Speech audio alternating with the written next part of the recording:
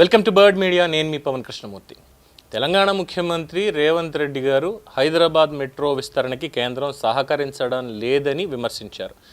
దానికి సంబంధించి ఎన్ఓసీలు కిషన్ రెడ్డి గారు తెప్పిస్తే చాలు అని మాట్లాడారు. Fine, Hyderabad metro second phase or third phase ఎక్కడ వరకు డైరెక్ట్గా శంషాబాద్ ఎయిర్పోర్ట్ దాకా కూడా మెట్రో నిర్మించాలి అనేటువంటి దానికి కేంద్రం సహకరించడం లేదు అని విమర్శించారు. విమర్శ ఓకే రాష్ట్రపరంగా చూసుకున్నప్పుడు. అయితే ఈ విమర్శించే క్రమంలో ఆయన చేసినటువంటి వ్యాఖ్యలు ప్రస్తుతం రెండు తెలుగు రాష్ట్రాల్లో కూడా విస్తృత చర్చకి దారితీశాయి.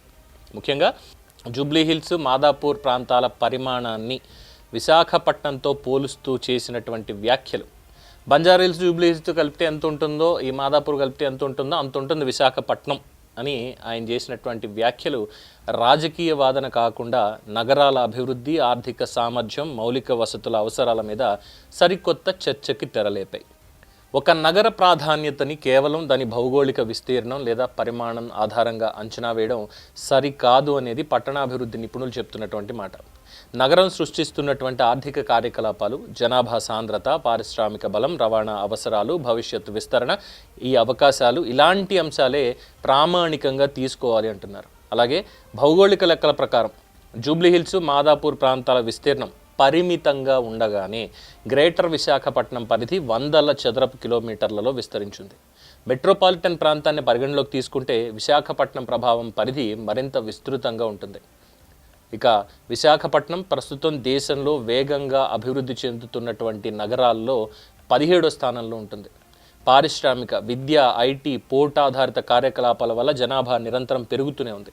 భవిష్యత్తు మాస్టర్ ప్లాన్ల ప్రకారం రాబోయే దశాబ్దాల్లో నగర పరిధి, జనాభా రెండూ గణనీయంగా విస్తరించేటువంటి అవకాశం ఉంది.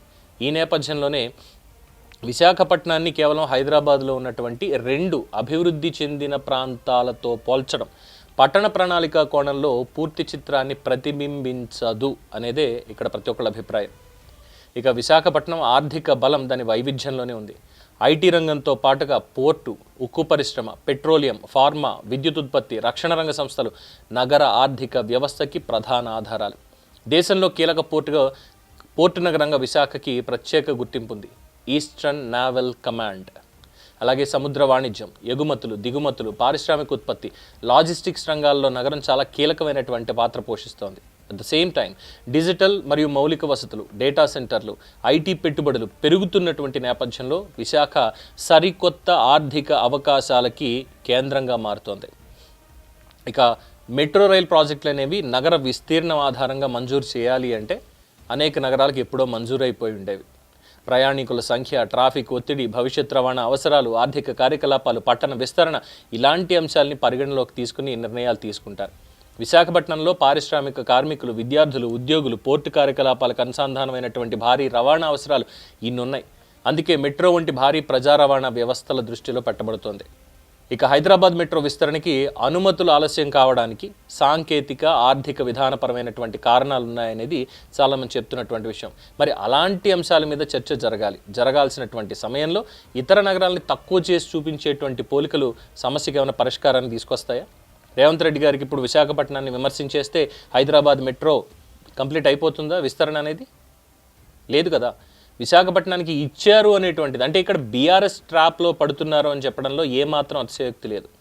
బీఆర్ఎస్ కూడా అంతే కదా ముందు నుంచి చేసినటువంటిది.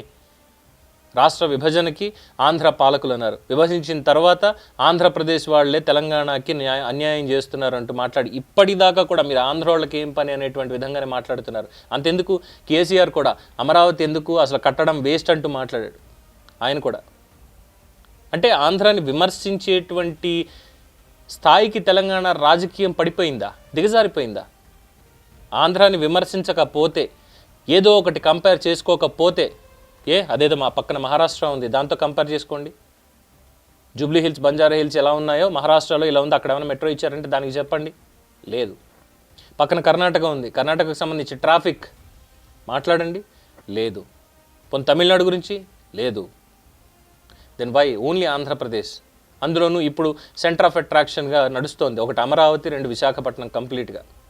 మరి ఎందుకు ఇప్పుడు సడన్గా తీసుకొచ్చి విశాఖపట్నం? అంటే మేబీ విశాఖపట్నానికి వచ్చినటువంటి పెట్టుబడులు, కంపెనీలు తెలంగాణకి రాలేదు అనేటువంటి బాధలో ఏమైనా మాట్లాడారా? ఒకవేళ అదే నిజమైతే ప్రతిపక్షాలకు ఆయుధం ఇచ్చినట్టే. సో హైదరాబాద్ని పొగడాలి, లేదంటే హైదరాబాద్ వాల్యూ తెలియజేయాలి అంటే హైదరాబాద్ ఏంటి అనేది చెప్పాలి డెఫినెట్గా. అంతేగాని కంపేర్ చేస్తే హైదరాబాద్లో మాది చూసారా, మాకు ఉన్నటువంటి 2 ఏరియాలు జూబ్లీ హిల్స్, బంజారా హిల్స్, లేదంటే మాదాపూర్, ఇది కలిపితే ఇదే విశాఖపట్నం అనేది మాత్రం అది చాలా సంకుచితమైనటువంటి ఆలోచన. ఎందుకంటే హైదరాబాద్ అనేది దేశంలోనే ప్రముఖ మహానగరాల్లో ఒకటి. At the same time Visakhapatnam కూడా అంతే వేగంతో ఎదుగుతున్నటువంటి ఒక వ్యూహాత్మక నగరం. ఒక నగర అభివృద్ధిని సమర్థించేందుకు ఇంకొక నగరాన్ని, దాని సామర్థ్యాన్ని తగ్గించి చూపాల్సిన అవసరం లేదు.